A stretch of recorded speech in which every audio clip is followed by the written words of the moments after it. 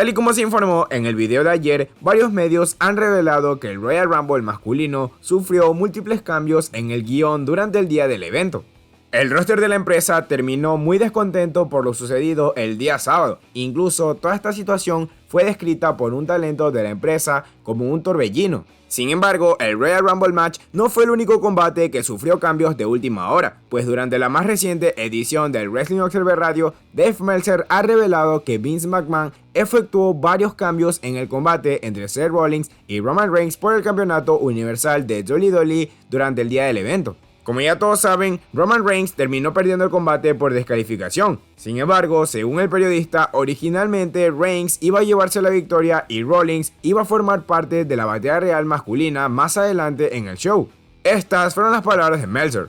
Seth Rollins estaba originalmente en el Rumble, pero Vince cambió todo cuando se tomó la decisión de hacer los silletazos al final. Él pensó que era demasiado para Seth Rollins el hecho de destruirlo así. Shane presionó mucho para que Rollins estuviera en el Rumble, pero cuando se hizo lo de la paliza con la silla, la sensación fue que sería muy estúpido recibir una paliza así y luego meterse en el Royal Rumble.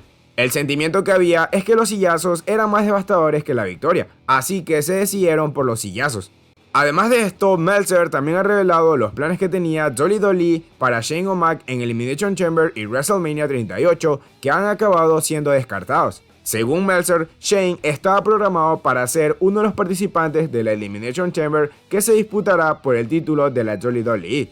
Y durante ese hipotético combate en la cámara de la eliminación, Shane iniciaría una rivalidad contra Seth Rollins que culminaría con un combate en WrestleMania 38.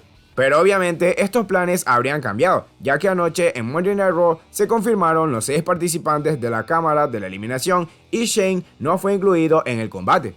Debido a esto, varios medios han rumoreado en las últimas horas que el posible rival de Shane en WrestleMania podría ser Austin Theory. El día de ayer, el ex campeón por parejas de WWE, Matt Hardy, celebró un nuevo directo en su canal de Twitch donde habló sobre el resultado de la prueba de drogas de Jeff Hardy. Matt reveló que la prueba de Jeff salió totalmente limpia, pero no sabe el por qué su hermano abandonó el ring de esa manera. Él no cree que haya sido una búsqueda intencional de su despido, sino que más bien acusa este hecho a que Jeff es una persona emocionalmente sobrecargada. Estas fueron sus palabras. For sure. I'm sure there is a lot of questions. So, yes, whenever my brother ended up being released, he had taken a drug test. And usually these drug tests come back in 10 to 14 days. And, you know, he is obviously past everyone Sooner than that, honestly.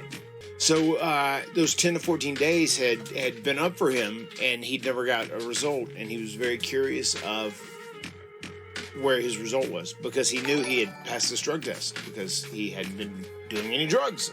And he's been clean. I mean, he's been, you know, clean the whole while that he's been there. And I know there was an issue. They said, like, you know, Jeff Hardy had this erratic behavior. You know, he jumped over the guardrail or whatever. But hello, he's Jeff Hardy. He's a weird dude. It's kind of what he does. It's part of has the erratic behavior been addressed by anyone? Just wondering. Well, the erratic behavior is why they gave him a drug test and they sent him home. Working for WWE is a very stressful job. And I am not going to say I am here to bury WWE, because I love WWE. Without WWE and Vince McMahon and everybody that's there, I wouldn't be who I am. I wouldn't have this life that I have right now. So I have a great appreciation. I'm very grateful for everything I've done for them. I'm grateful for every opportunity that they've given me, and it's all good. But it's also a very stressful environment as well. Anybody who has worked there knows that. So I feel like Jeff was kind of stressed out in many different ways about several different things, and he just had told me, confessed to me, said, you know, whenever he went over that guardrail, he said he just knew he was done. He was just done there. He was literally done in the match, so he felt done. I don't think he did it intentionally trying to get fired, if that's what you're asking. Mm-hmm. I mean, I just think he did it. He does shit like that all the time.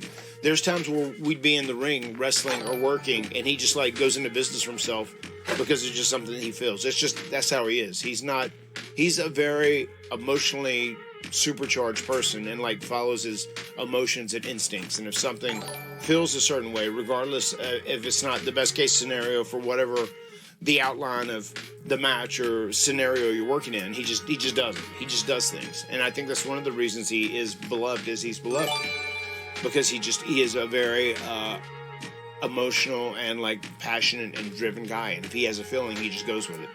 So that's what happened to happen on this occasion, and he went with it. Anyway, took this drug test. He ended up being released just a few days later, and they never got the results of this drug test, and he had obviously passed all his drug tests because he was drug tested quite often as he worked there. And then it's 10 to 14 days later, and he hasn't got back this drug test. And, you know, it also leaked out on the internet that he thought this was going to be a private conversation. It said, like, you know, either go to rehab or be released. They kind of gave him an ultimatum, and he just said, okay, well, you can release me then, because, you know, I don't need to go to rehab. That was his mentality at the time. And then, you know, 3 weeks later, he hasn't got this drug test back, and especially because that little bit of information that it was either like go to rehab or be released was leaked, and it was like now public information online on the internet.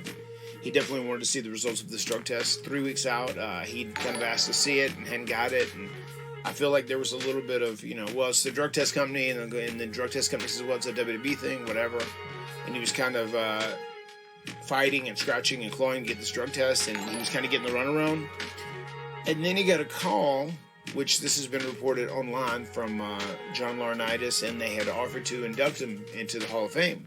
You know, and they said they wanted to do this. I know people have seen this online, and that's not made up. That's a real thing that happened.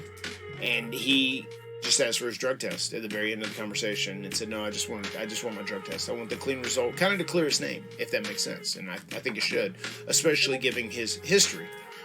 So after my brother and his wife dealt with WWE and the drug testing company quite a bit, they actually spoke with a lawyer and kind of had them help them out a little bit.